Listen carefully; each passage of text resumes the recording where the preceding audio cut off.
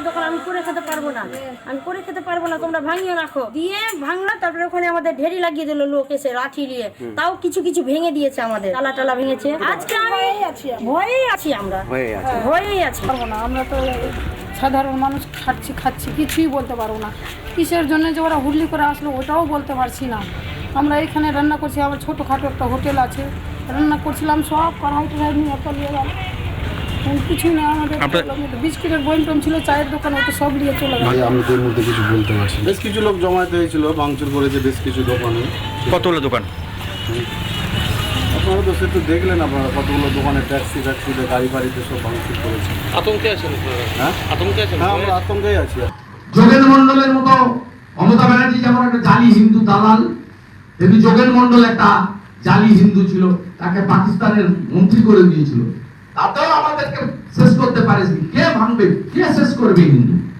মোথাবাড়ির ঘটনায় মমতাকে পাকিস্তানের প্রথম আইনমন্ত্রী যোগেন্দ্রনাথ মণ্ডলের মতো জালি হিন্দু বলে কটাক্ষ শুভেন্দুর। নমস্কার বন্ধুরা, আমার নাম ধ্রুবজ্যোতি সরকার।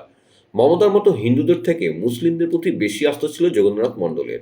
তিনিও সেকুলার ছিলেন, কিন্তু কয়েক বছরের মধ্যেই তার স্বপ্ন ভঙ্গ হয়।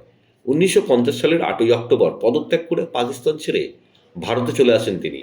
ইস্তফায় তিনি লিখেছিলেন, হিন্দুদের বিতাড়ন করার এই নীতিতে পূর্ব পাকিস্তান সাফল্যের কাছাকাছি পৌঁছে গিয়েছে। পাকিস্তানের দাবি পূরণ হলেও মুসলিমরা সন্তুষ্ট নন। তারা এখন হিন্দু মেধাকে দূরে সরিয়ে রাখতে চায়, যাতে পাকিস্তানের রাজনীতি, অর্থনীতি, সামাজিক জীবনে যেন কোনোভাবেই হিন্দুদের প্রভাব না থাকে। এই হলো যোগেন্দ্রনাথ মণ্ডলের সংক্ষেপে কাহিনী। এবার আসি মালদার মোথাবাড়ির ঘটনায়। গত বৃহস্পতিবার থেকেই অশান্তি ছড়িয়েছে মালদার মোথাবাড়ি এলাকায়। ওই ঘটনায় এনআইএ তদন্ত চেয়ে কলকাতা হাইকোর্টের বিচারপতি সৌমেন সেনের দৃষ্টি আকর্ষণ করেছিলেন বিজেপি নেতা তথা আইনজীবী তরুণজ্যোতি তিওয়ারি। রাজ্যকে এই মামলা সম্পর্কে জানানোর জন্য মামলাকারীকে নির্দেশ দিয়েছিল আদালত। শুক্রবার মামলাটির শুনানি হয় বিচারপতি সৌমেন সেনের ডিভিশন বেঞ্চে। এই মামলায় আদালত মালদার জেলাশাসক এবং পুলিশ সুপারকে অ্যাকশন টেকেন রিপোর্ট, অর্থাৎ প্রশাসন কী পদক্ষেপ করেছে তা হাইকোর্টে জমা দেওয়ার নির্দেশ দিয়েছে। এদিন বিচারপতি সৌমেন সেনের পর্যবেক্ষণ, ঘটনার স্পর্শকাতরতা দেখে মনে হয় রাজ্যের দায়িত্ব নিরাপত্তা সুনিশ্চিত করা। বুধবার এই রিপোর্ট জমা দিতে হবে। এই মুহূর্তে কেন্দ্রের ভূমিকা আছে বলে মনে হয় না। আমরা সকলেই শান্তি চাই, রাজ্য তা সুনিশ্চিত করতে ব্যর্থ হলে পরবর্তী সিদ্ধান্ত নেওয়া হবে। পাশাপাশি মালদার যেসব ভিডিও, ফেসবুক লাইভ রয়েছে তা খতিয়ে দেখার জন্য রাজ্যকে নির্দেশ দিয়েছে আদালত। এদিন রাজ্যের আইনজীবী আদালতে বলেন, গতকাল মোথাবাড়িতে 2টি দোকান ভাঙা হয়েছে। পরিস্থিতি আপাতত স্বাভাবিক। ওই এলাকায় 300 পুলিশকর্মী মোতায়েন রয়েছে। তাদের মধ্যে 5 জন ডিএসপি এবং 7 জন ইন্সপেক্টর পদমর্যাদার আধিকারিকও সেখানে রয়েছে। এখন পর্যন্ত এই অশান্তির ঘটনায় 34 জনকে গ্রেপ্তার করা হয়েছে। সেম মডেল, সব জায়গায় মডেল সেম। ইনসিডেন্টের সময় পুলিশ থাকবে না, ইনসিডেন্টের সময় পুলিশ দাঁড়িয়ে থাকবে। যা খুশি আপনি করতে পারেন, মেরে দিতে পারেন, কাটতে পারেন, লুট করতে পারেন, আগুন লাগাতে পারেন। হিন্দু হলে যা করতে পারেন, বেছে বেছে হিন্দু দোকান টার্গেটে। গোটা মোথাবাড়ি বাজার তো ভাঙেনি। যে হিন্দুরা মমতা ব্যানার্জিকে ভোট দেন তাদের বলছি, মোথাবাড়িতে বেছে বেছে কেন হিন্দু দোকান ভাঙবে?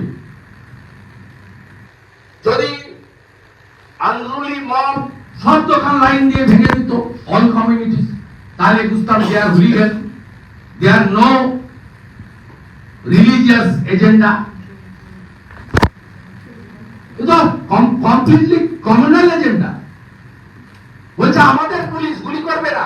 আরে গুলি করবে না, ফায়ার করবে না